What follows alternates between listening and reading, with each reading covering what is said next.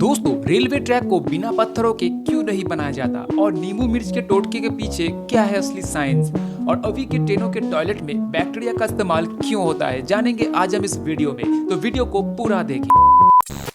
दोस्तों, ट्रेन में सफर करते वक्त आप लोगों ने बाथरूम में टॉयलेट का यूज तो एक ना एक बार किया ही होगा। वही बाथरूम से रेलवे को बहुत बड़ा दिक्कत हुआ, क्योंकि लोग बाथरूम में जब टॉयलेट का यूज करते थे तो उनका जो वेस्टेज था वो रेलवे की पटरियों पर पड़ता था, जिससे पटरियों पर जंग लग जाता था और बहुत जल्दी खराब भी हो जाता था। तो जो पहले के जमाने के ट्रेन होते थे ना, तो उनका बाथरूम ओपन डिस्चार्ज होता था। इससे दो समस्याएं होती थी, एक पटरी पर जंग लग जाता था और दूसरा जब ट्रेन स्टेशन पर खड़ी होती थी तब अगर कोई टॉयलेट करता तो रेलवे स्टेशन पर बहुत गंदगी हो जाती थी। जो बड़े स्टेशनों पर तो इसको साफ करने की व्यवस्था होती थी, पर छोटे स्टेशनों पर इन सब की व्यवस्था नहीं होती थी। दोस्तों, आप इस इमेज में देख सकते हैं कि इस प्रकार के टॉयलेट आप पहले के ट्रेन में देखे होंगे। इसे ओपन डिस्चार्ज कहते हैं। तो इसके लिए डीआरडीओ ने 2011 में बैक्टीरिया की मदद से एक टॉयलेट बनाया है, जिसे हम कहते हैं बायो टॉयलेट। दोस्तों, बायो टॉयलेट अब आपको हर एक ट्रेन में देखने को मिलेगा। अब इस इमेज में आप देख सकते हैं कि बाथरूम के नीचे एक स्क्वायर जैसा डब्बा लगा होता है। दोस्तों, इसमें होता क्या है कि इसके अंदर कई पार्ट बनाए जाते हैं, जिसके अंदर बैक्टीरिया को रखा जाता है। ये क्या करते हैं, ये हमारे बाथरूम के टॉयलेट को डिकम्पोज कर देते हैं, छोटे छोटे टुकड़ों में तोड़ देते हैं और गैस बनाकर वो निकाल देती है। इसमें दोस्तों किसी तरह की मेंटेनेंस भी नहीं लगती, इससे गंदगी भी नहीं फैलती और ट्रैक भी खराब होने से बच जाता है। तो दोस्तों, इससे पहले आपको इस फैक्ट के बारे में पता था या नहीं, कमेंट करके जरूर बताना। दोस्तों, क्या आपने कभी सोचा है कि नींबू मिर्च के टोटके के पीछे का वैज्ञानिक कारण क्या है?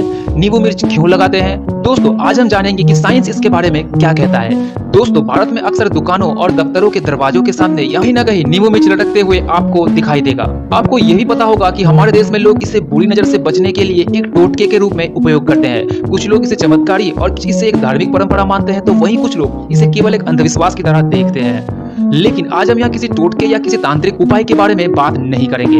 हम इसके पीछे की विज्ञान को जानने की कोशिश करेंगे। ये परंपरा बहुत ही पुरानी है और पीढ़ी दर पीढ़ी चली आ रही है। अगर इतिहास में जाकर देखा जाए तो इसके पीछे एक वैज्ञानिक तर्क भी सामने आता है। पुराने जमाने में कीटनाशक दवाई नहीं होते थे, इसीलिए वे नींबू मिर्च टांगकर कीटों को अपने घर और दफ्तरों से दूर रखते थे। जैसे कि आपको पता होगा कि नींबू और मिर्च में विटामिन सी प्रचुर मात्रा में पाया जाता है, और जब इसे धागे में पिरोया जाता है तब धागा उनके रस को अवशोषित कर लेता है और धीरे धीरे वातावरण में इसकी महक को फैला देता है, जिससे कीड़े मकोड़े दूर भाग जाते हैं। और साथ ही इसके सुगंध को सूंघना हमारे इंसानों के लिए स्वास्थ्यवर्धक भी होता है। दोस्तों, जब आप रेल की पटरी के ऊपर पीछे इन पत्थरों को देखते हो तो आपके मन में यह सवाल जरूर आता होगा कि पटरियों के बीच में पत्थरों का क्या काम है, इसे यहाँ पर क्यों बिछाए जाते हैं। दोस्तों, आपकी जानकारी के लिए बता दूं कि रेल की पटरियों में इन छोटे छोटे पत्थरों को बिछाने के पीछे एक वैज्ञानिक कारण है। दोस्तों, शुरुआती समय में रेल की पटरियों का निर्माण लकड़ी और स्टील द्वारा किया जाता था, लेकिन आज के समय में लकड़ियों की पटरी की जगह सीमेंट की बनी सिल्लियों का इस्तेमाल होता है। पटरी के ऊपर छोटे छोटे पत्थरों को बिछाने का उद्देश्य होता है कि सीमेंट की सिल्लियों को एक जगह पर स्थिर रखना।